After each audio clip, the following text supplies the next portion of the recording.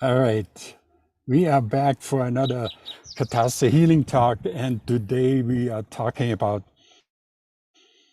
what Chea meant when she said, touching God with your gloves off and your eyes open. Hi, welcome everybody. My name is Helmut. I am here with our beautiful club friend Lora. Hi, Lora. Hey, guys. And of course, Kay. Hi, Kay. Hi. Kay is the author of The Reluctant Shaman and Sacred Link, and what we are talking about today is from Sacred Link. Her second book, in chapter 5, Touch the Clay, Touch the Altar. One of the most amazing chapters in a book I have read, I think, up to that point. Well, after that, it was beautiful, and the whole experience. We're going to talk more about that. But anyway, Sacred Link, you can get that on Amazon. And what we talk about today, what we are going to talk about today, is, like I said, out of that chapter, and in a conversation about song and living your song, Chea, Kay's adopted Peruvian grandmother and teacher, said, your song is your piece of creator, Kay. It is how you experience your aliveness and the creator and the world you are in. In this way, it is a prayer. It is your constant prayer to all of creation, whether you are aware of it or not. When you consciously feel your song, you are in the act of knowing creation, and it knows you unconditionally. You are touching creator with your gloves off and your eyes open. So, hey, you want to talk more about what this all means? Yes, yes, indeed.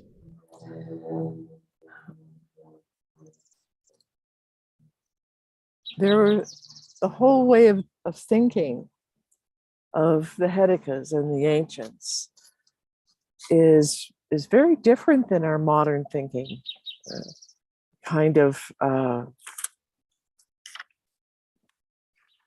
Just the way we think and the patterns that we think in, and the beliefs, the thoughts, the words are created out of. The beliefs are always the foundation of everything in our lives, what we believe. And here they're talking to me about, especially Chea, they're talking to me about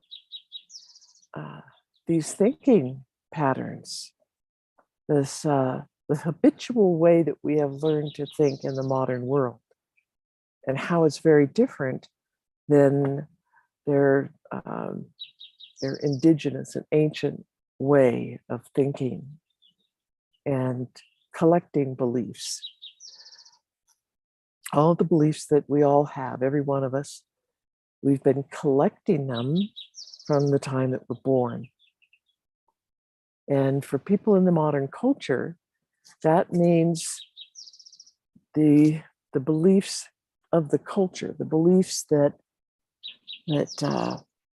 create our modern world and all the things in it, the way we live, the whole hierarchy way of thinking, that there's always something really good and much better at the top of this hierarchy ladder, and there's always stuff less than or worse down at the bottom.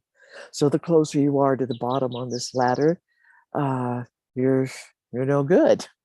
You're failing in life, and as a person in the culture, with all the things that the culture is expecting you to do or be, you're failing at it.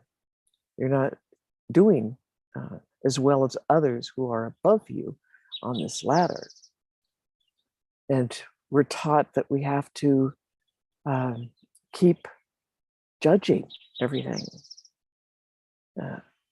not just noticing or praising or discerning, and certainly not ever questioning.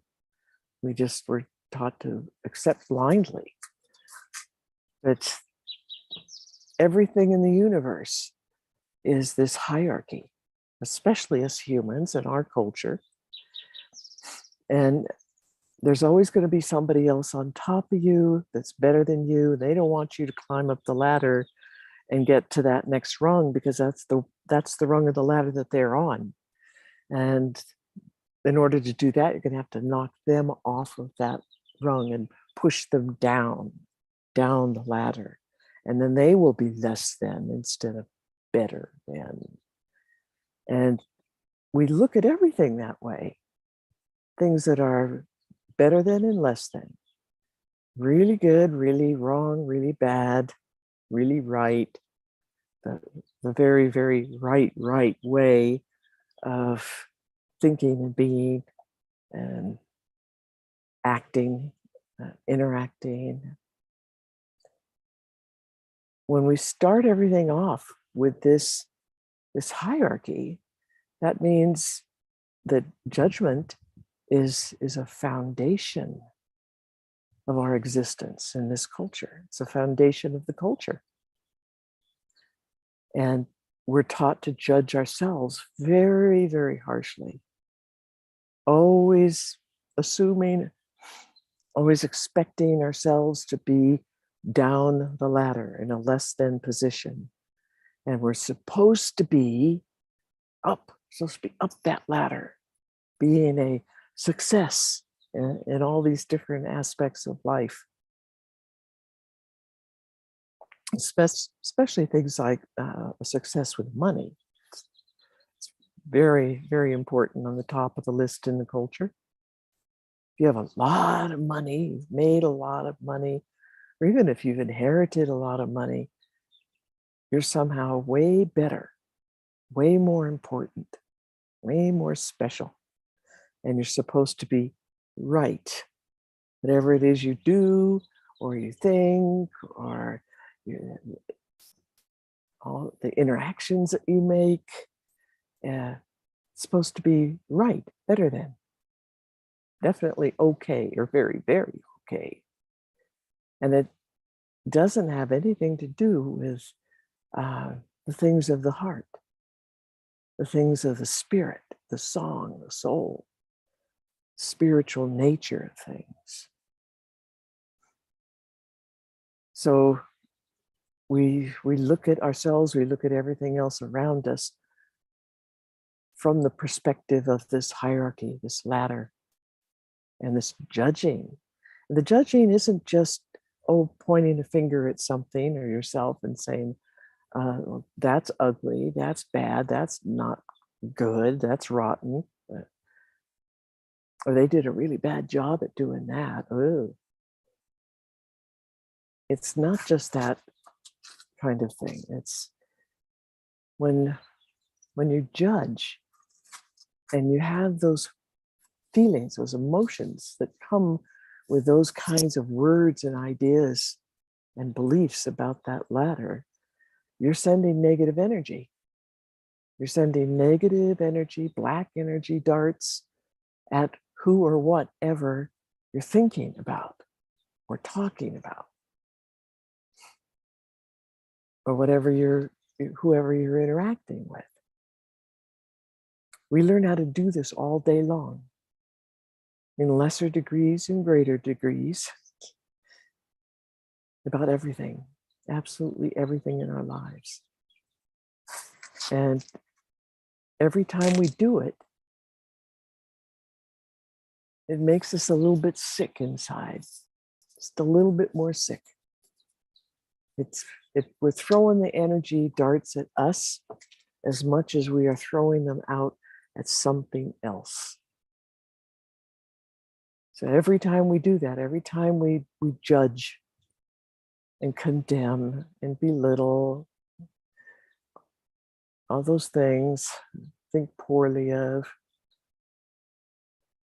we're sending just as much negative energy to ourselves as to everything else out there in the world. And we're radiating it out, even to people and things that we're not intending to send it to.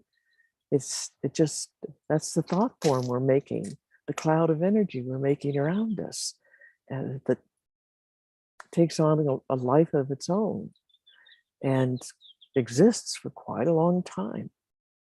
And other people are attracted to it because they have the same kind of beliefs and thoughts and actions. And so they interact with that thought form and they feed it, and it gets bigger and stronger, and it influences other people, and more people feed it, and it just keeps getting bigger. Yeah. So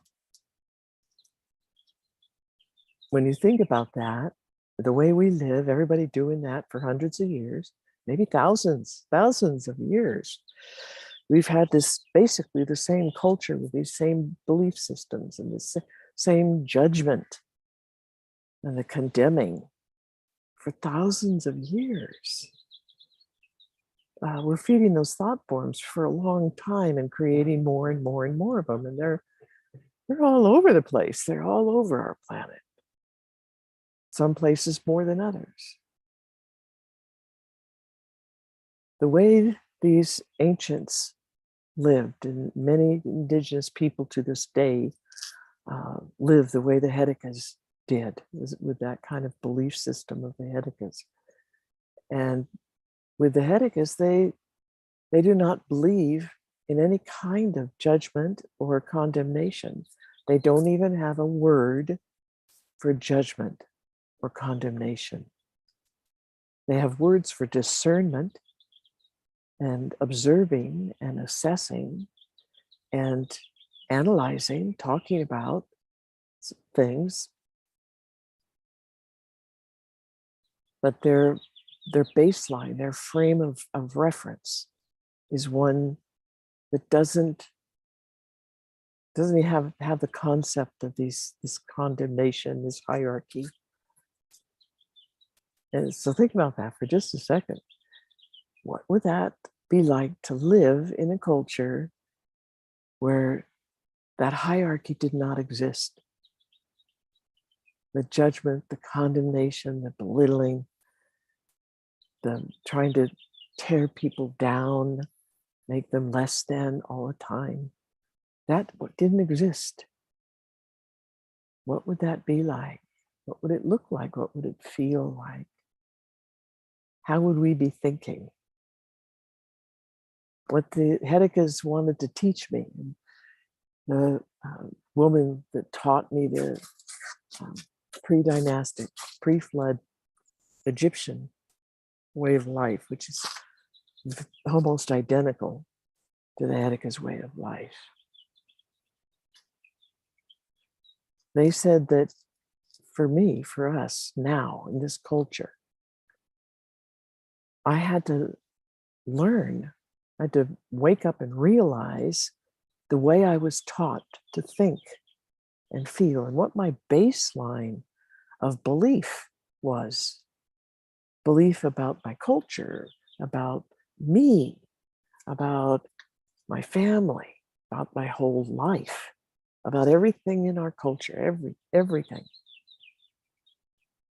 How to change that perspective, change the baseline, to erase it out of my mind and replace it by thinking about having as a baseline the feeling, knowingness, the understanding, the experience of who you are and what you are. So that's what she's trying to teach me. She's trying to teach me who I am and what I am. And once I experience that and start to learn that more and more and more, then as I question my own culture and the baseline of beliefs and understanding, ways of thinking and being from my own culture, as I be honest with myself and really get to understand what it is and how it got into being and how it got into me and how I live it out. I learned how to live it out, to be it, own it, to identify with that modern cultural baseline. Identify with it. Think about that. That's who I thought I was. That's what I thought I was. It's what I thought everybody else was. And pretty much who I thought everybody else was. But it's a lie. That's a lie. It's a lie that we've been taught. A whole package of lies. So in order to really start understanding who you are and what you are, we need to challenge, we need to question everything that we thought we knew. And everything that we've been trained to believe since we were born. This is just training, brainwashing. And it doesn't have to stay there. It doesn't have to be there. We don't have to be that way. We don't have to live that way. We don't have to live in a world that is based on that. We can create a very different world. And that's what Chea wanted. That's what she was talking about. So this is the whole paragraph here. And this is Chea speaking.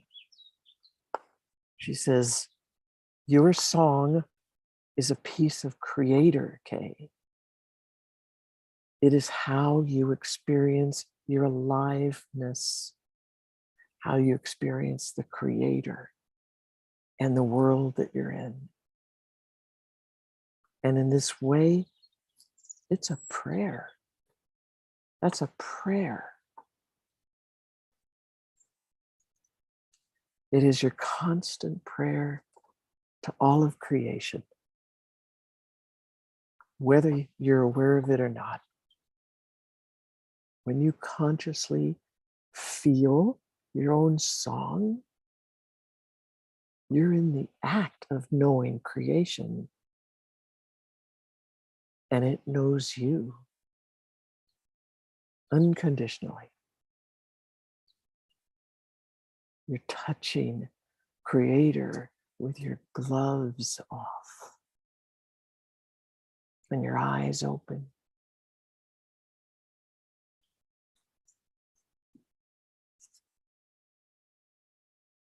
So what she's talking about there comes back to the picture that I often use, that they used. Yeah, the box. When we're asleep, when we're living all these cultural lies, we're living them out. It's as though we're inside of a little cardboard box and there's no holes and no cracks. Everything is sealed. You can't see anything out. It's black in there. And there's a TV screen in front of you, fills the whole space there. And you got this headset on, goes with the TV set. And you're being fed pictures and words, sounds, and information, ideas and beliefs, and things that you think are experiences. Ideas about yourself, ideas about other people. You're being fed and refed this cultural baseline belief system based on this hierarchy. Totally reinforcing it all the time. You can't see anything beyond the box. You can't hear it, you can't smell it, you can't taste it, you can't feel it. You're caught in the lie. you're asleep, you're caught in the lie.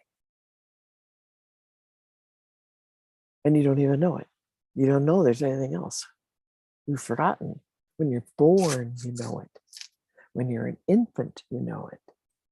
And depending on how early you start taking on those beliefs of the culture, maybe as a toddler, you still know it, or at least some of it. We knew the truth. We knew who we are. We knew that this hierarchy is a lie, that living like that is a lie. It's a kind of betrayal that the culture has imposed on all the people who will listen, who are part of the culture. It's a huge betrayal. We've been living lies, lies upon lies upon lies upon lies. And everything that's outside the box is drowned out and artificially hidden. Everything the culture says to us says that our song, our spirit, our aliveness, our consciousness doesn't even exist. None of that woodgy weird stuff exists. So don't think about it. Don't pay attention to it. Just go back to the screen and get your information from the source of the screen. Get your so-called experience from the source of the screen. So if we take our gloves off and we have our eyes open, that means we're getting out of the box. We're starting to perceive what's outside the box, and that's the real world. That's the real existence. And the capacity to be able to experience our own self, our own song, our own spirituality for real, for what it is, and totally is outside that box. And now we're touching it. We get out of the box, now we're perceiving it, we're feeling, we're experiencing our own song and the who and the what we are, which is so much more than what the culture has said that we are. Our beingness, our consciousness, our aliveness, our song, it's all that stuff. It's here on Earth in 3D time space, and it's built a physical body so that we can experience our song, our emotions, our mind, our spirit, the physicalness of our body, everything through this physical body. And know the aliveness of it, the consciousness of it, the beauty of it, all of creation.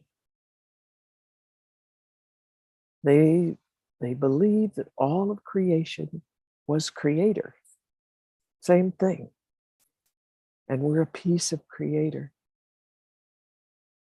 We are each a unique individual piece of creator. And we have been alive in existence and experiencing things and thinking and feeling and all having glorious experiences all over the universe for so many eons, we can't even count that far. We're ancient. And we've collected all this experience to date of doing so many different kinds of things and being a different human, different, sometimes animals, sometimes something, a plant or something like that. Or even things like the atmosphere, the wind, the water, and all kinds of other things. We've experienced that. We've experienced living in our song spirit form in the middle of a nebula. and experiencing all the wondrous things that are there. There's so many other spirits that are there, entities, consciousness, aliveness. We're connected. Our song is connected so intimately. I mean, intimately with everything around us and everything throughout the universe. And we're exchanging all kinds of feelings, emotions, thoughts, experiences, questions with each other and answering each other, sharing them, receiving, giving, back and forth, all the time. All the information of the universe is right there in the universe. It's around us, it's inside us. Any kind of information we wanted, any kind of question we have, the answers are there. And all we have to do is start from perceiving our song, feeling our song. That's how we find it. We have to feel our own aliveness, feel our own consciousness. And in the Hetaka's tradition, the way they do that is with what they call a song ceremony. And it's taught to kids when they're really tiny. Soon as they show signs of being able to kind of follow along in a few minutes of ceremony and understand the words, the concepts, they're given the ceremony. They do this ceremony. It's like the beginning, the start of every other ceremony. Sometimes it's the end of every other ceremony. And sometimes it's there in the middle in different kinds of ceremonies. Every time we do a song ceremony, we learn more about ourselves. It's an endless pursuit because we're very vast and we're very ancient. And we have incredible knowingness and memories and richness, and we're connected with everything else. So we can, whatever it was we didn't experience or understand, somebody else did, and we're connected. We can get that information instantly. This is real. This is the truth of our world, our universe, our beingness as a human being here on this world. And everything else that is here, they consider everything alive. The rocks, the dirt, the water, the wind, the plants, the animals, the microbes, bugs. They consider everything having intelligence, consciousness, thinking, feeling, having emotions. Everything, each in their own way, their own kind of view of it all. And we're sharing all of that all the time. When we're in the box, we're blind to it, but we're still connected and we're still sharing. Yes, we still are our own song. We're just blind to it. We've learned how to not identify with our song, not even know anything about our song, but to identify with what the culture says are the things that are important in life and important in the culture, the things that the culture says, you are this person, you are, this is what you are. And this is how you should, how you have to think and feel and behave and interact with each other. When we are basing everything, and our baseline is this hierarchy, it provides us with an automatic state of fear and an automatic state of anger. All different flavors of anger and fear and resentment and guilt and shame and all the negative emotions, they're all there on the hierarchy, on the ladder. We learn that from a really early age. It's pounded into us, it's brainwashed into us, and constantly reinforced by everything around us, by what's on the television, what's in the movies, what's on the TV shows, what's in the commercials. When you know what to look for, when you've been looking at yourself and the world around you, the culture, and studying, figuring out what are these baseline beliefs that are framing, structuring all of this and keeping it going like a perpetual motion machine. It's very easy to spot it everywhere and in yourself. And that makes it an awful lot easier to stop it in yourself. To make that choice, to make a commitment to yourself, to your song, to wake up. That waking up is learning how to unplug yourself from all that belief system, the whole framework of it. Realize that there's nothing true about it. It only exists within the culture. And it only exists momentarily in people's thoughts, in their ideas, because they're so saturated with that baseline, the beliefs in the baseline. They're addicted to it. It's another thing the culture has provided, is that this baseline, this hierarchy and everything that it brings to us is very, very addictive. So it can be kind of tricky. You spend a lot of years in this habit, in the addiction of having your thoughts and your emotions spring up on automatic pilot because of a stimulus from something around you. And it's all pre-programmed. The feelings, the emotions, the responses, the words, the thoughts, the fear, the anger, the hopelessness, powerlessness, the victimization, everything. It's pre-programmed. And we can click right into it when we get the trigger.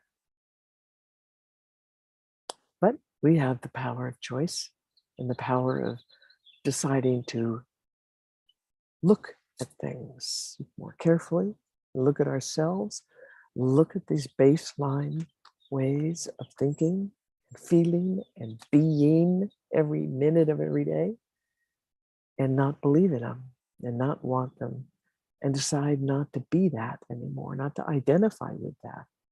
That's who and what we think we are, literally. We've learned to make that our total identity. When you contemplate that, that's really startling. Very startling. Our true identity, the truth of who and what we are, is our songs. And it is so incredible and so beautiful and so full of love. It's created out of love. It is love, and it's its whole beingness, radiating love, experiencing love and beauty and connectedness in everything, all the time, everywhere. Because that's the real nature of things.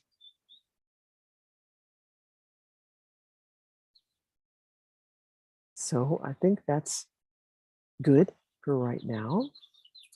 And I want to hear what you guys have to say. And if there's any questions that have popped up. That was beautiful, Kay.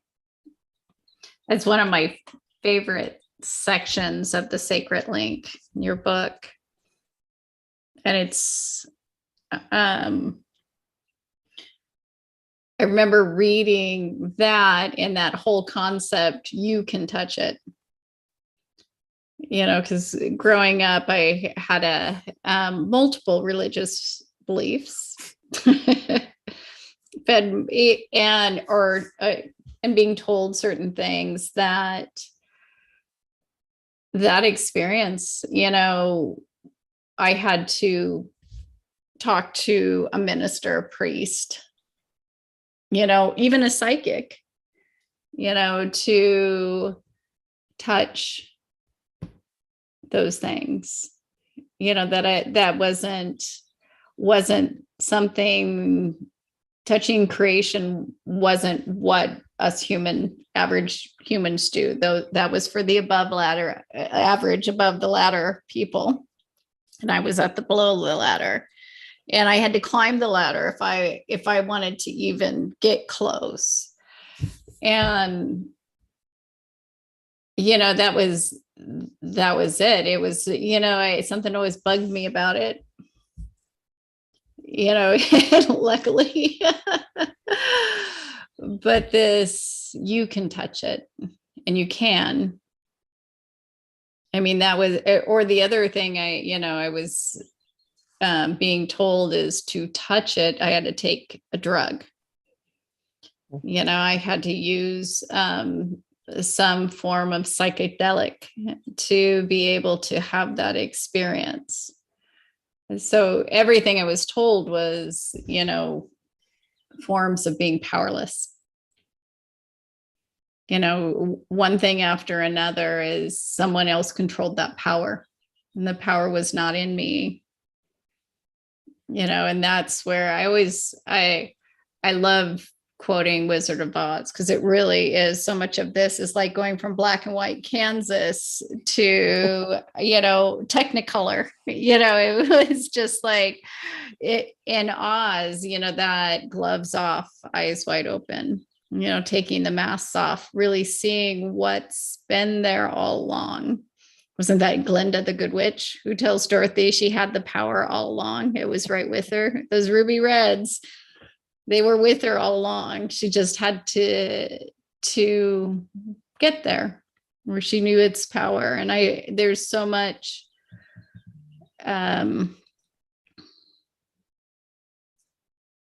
yeah, I think that was that mind-blowing answer that I finally got, is it was with me all along. It was right there. That ability to, and as you said it, you know, creation is you. You know, it's like you're looking for something outside of yourself, and it's not. That connectivity to everything, to creator, to creation is you. You know, the multi-universe is in you. You know, you are, because you're a piece of it. And, you know, part of my fear of death was I was going to become a Borg. You know, when people mentioned that collective consciousness, you know, it was like, why would I spend this whole lifetime creating identity and having experiences to all of a sudden become vanilla? You know, it was like to lose it all and become part of the Borg. I'm like, why bother? You know, that just sounds like a hell for somebody like me. That was like, why are we saying this is a good thing? But, you know, again, one show that's really cool, a vulture just went by. Our symbol of unconditional love just came by. Yeah, and that's what it is this like connection to unconditional love. You don't lose you just get to join the, you know, this dance in and out, connecting and unconnect, you know, not unconnecting, but you know, louder connections, quieter connections, but, you know, sharing our uniqueness, because we're each a piece of this creation. And we keep creating it, and we keep creating it. Eyes wide open, gloves off, so we can actually my spirit guides did a reading, and I'll share one more thing that I love the metaphor. For this one young woman I did a reading for, and they showed me a popsicle inside the plastic bag. And the popsicle, you could see the color, but you didn't know what flavor it was. And they told her she needed to actually lick the popsicle to taste the flavor, to stop guessing what flavor it is, or stop being told what flavor the popsicle is, to actually experience. Lick the popsicle is what their metaphor, and it will forever stay with me about, not believing people what's inside the wrapper. What color that ruby red is. It strawberry or cherry? You got to lick the popsicle and experience it. And I think that's the other part of it that's cool about being connected to creation. We do get to share our experiences by being connected with other people. As we heal ourselves, we heal the others. Okay, this was beautiful. Thank you. Yeah, absolutely. Thank you, Helmut, for putting this together. Do you have any thoughts, Helmut? I had to mute you, okay, so we don't have the feedback. I have a lot of thoughts, but I'm just enjoying this right now. Thank you so much, okay, for this talk, and Lora for sharing. It's beautiful, and I'd like to do many more of these. So we're gonna do more spontaneous this way. Talking, sharing about many things. Lora had a question, posted a question online, so we can talk about that if you want to. Mm-hmm. If I find it, oh, here it is. You could have joined us, Lora. Anyway, is gratitude a part of song or a learned experience? And then how does gratitude tie into our own song and that prayer that touches and connects to Creator?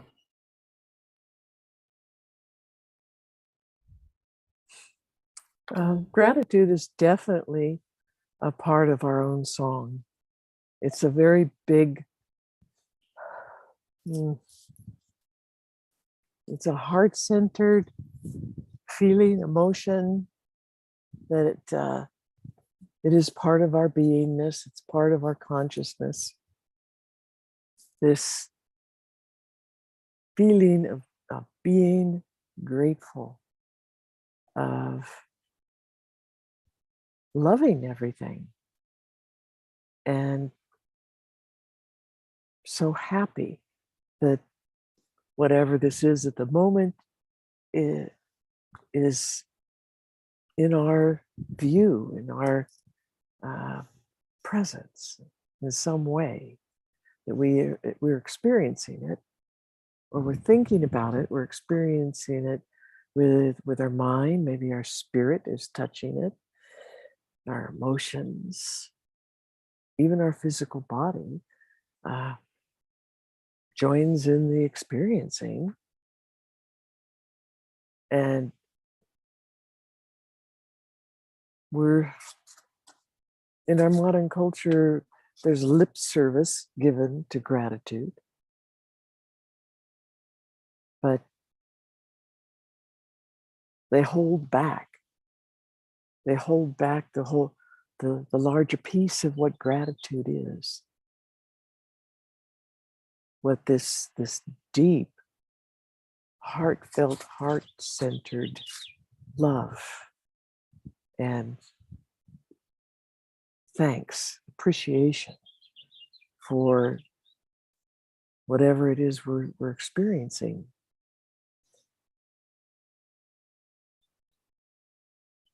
The English language doesn't have a lot of these words that are part of the spiritual experience and the spiritual waking up, living from a spiritual level of things. We've been denied that in our modern culture. Everything has been dimmed way down. You get a little teeny piece of it, or it's been rewritten in such a way that it's not,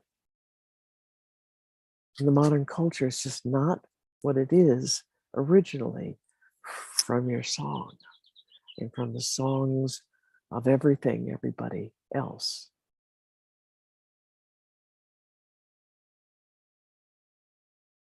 Gratitude helps to express, helps to teach us about this concept of beauty.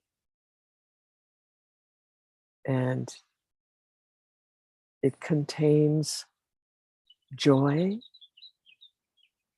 and happiness and peace. And the Navajos say that it contains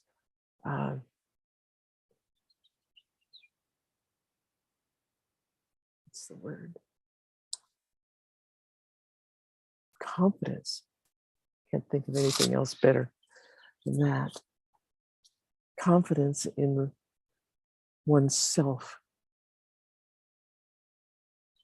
If you have true confidence and love of your own self and appreciation of your own self, you know yourself enough to know who you are, what you can do or accomplish or not.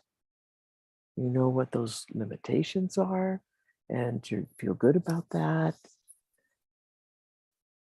Confidence is another word that has been diminished in our modern culture.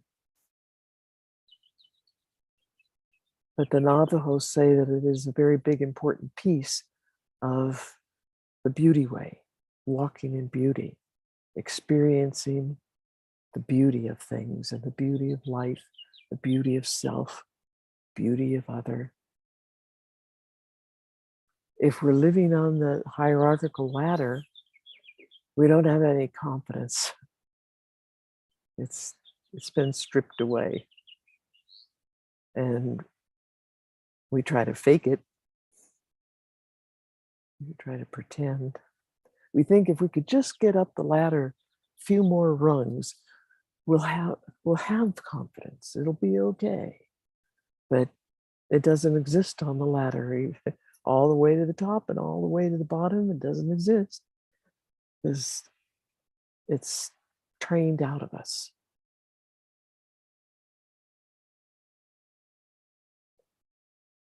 Gratitude is part of what the Navajos call the beauty way. And this is the word, the use of the English language, beauty. In modern culture, we're talking about, oh, it's a very pretty flower, plant, your rose bush, very pretty. Or that woman is very pretty. Or, that man is very good looking. Or those clothes are beautiful. That piece of art is very, very pleasing, nice looking. That word beauty is tossed around, but is very empty in the modern culture. And beauty is a very big part of gratitude. And it's a very big part of our song, and this learning to experience our song and what we find when we experience our song and the songs of other, and learn to identify with our own song. There's so much love. There's so much joy. There's so much happiness. There's so much new things, new experience, new knowledge, all based on this love and the beauty and the gratitude and the interaction, the happiness, the joy. And part of that is the self-confidence. So, short answer, song has gratitude. Song is gratitude, as it is love, and as it is beauty, and as it is happiness and joy and consciousness, our ability to be aware and to focus and to experience and to formulate things, question.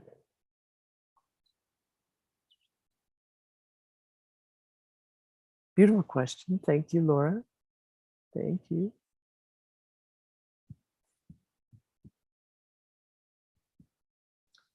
Thoughts.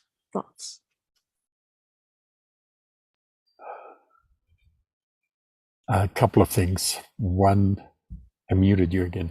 One, you can join us for our gratitude ceremonies almost every Saturday. When we have class, we don't do them. So this coming Saturday and the following Saturday, we don't have gratitude ceremony. But if you want to join that and you're not part of that list yet, katasi.world/gratitude. That's where you can join. And if you want to experience a lot of what Kay just talked about for yourself, you can join our upcoming course. Starts in October at katasi.world/call of your song. The course is called The Call of Your Song. So at that page, you can get details and information on how to join. And thank you again, Kay. And we have a library, You muted. but you can tell them about it. Kay wants you to know that we also have a library which holds a lot of the recordings from our healing talks. And that library is at katasi.world/library. And that's a rabbit hole of goodness in there. It's got gratitude and song ceremonies. You need to unmute yourself if you want. Kay said there's gratitude and song ceremonies in there.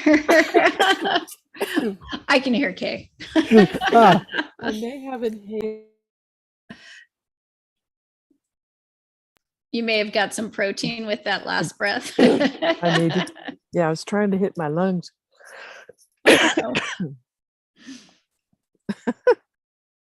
Oh, this was beautiful. I don't think I've done that since I was a teenager or younger, and we were on summer vacation in the Sierra Nevada mountains in California.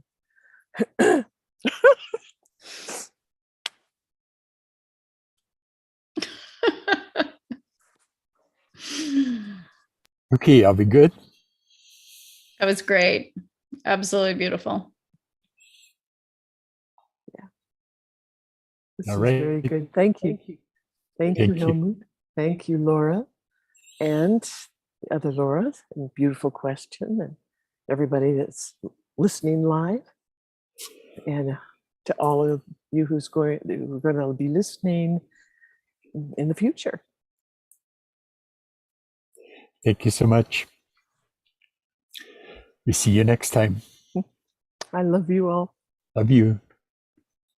Bye-bye. Bye-bye.